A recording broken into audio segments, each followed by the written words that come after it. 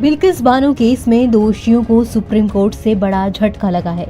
Supreme court ने शुक्रवार को बिल्किस बानो मामले में 2 दोषियों की अंतरिम जमानत की याचिका पर विचार करने से इनकार कर दिया।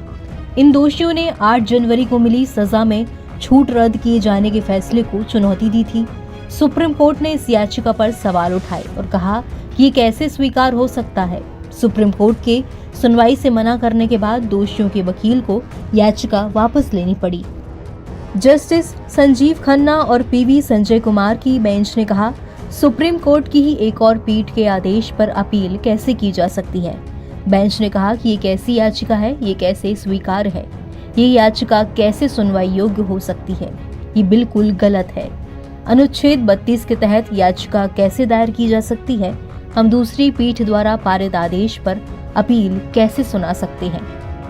बेंच के कड़े रुख के बाद दोषियों के वकील ने याचिका को वापस ले लिया। बिल्किस बानो केस के दोषी राधेश्याम भगवान दास शाह और रजू भाई बाबूलाल सोनी की ओर से पेश करते हुए वकील ऋषि मल्होत्रा ने याचिका वापस लेने की अनुमति मांगी। इसके बाद पीठ ने वकील को याचिका वापस लेने की अनुमति दे दी। बिल्किस बानो केस में दोषी ठहराए गए भगवान दास शाह ने अंतरिम जमानत के लिए भी याचिका दायर की है। याचिकाकर्ताओं ने मांग की थी कि जब तक कि उनकी सजा में छूट पर नया फैसला नहीं आ जाता, तब तक अंतरिम जमानत दी जाए। मार्च में दोनों दोषियों ने सुप्रीम कोर्ट का रुख किया था और दलील दी थी।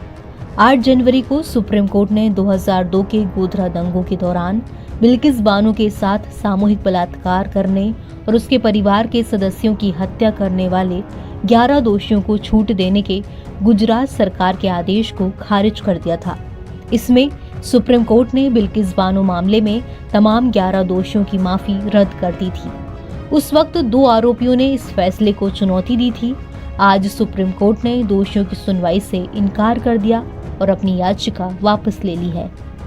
दरअसल दोनों दोषी इसी साल मार्च में सुप्रीम कोर्ट पहुंचे थे और अंतरिम जमानत के लिए ये तर्क दिया था कि समान जजों की 2 बेंचों ने गुजरात सरकार के फैसले पर अलग अलग रुख अपनाया है।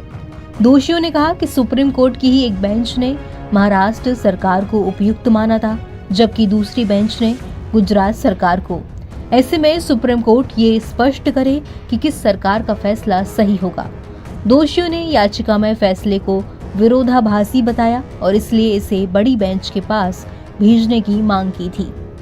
हालांकि शुक्रवार को सुप्रीम कोर्ट ने इस याचिका पर सुनवाई से साफ इनकार कर दिया है।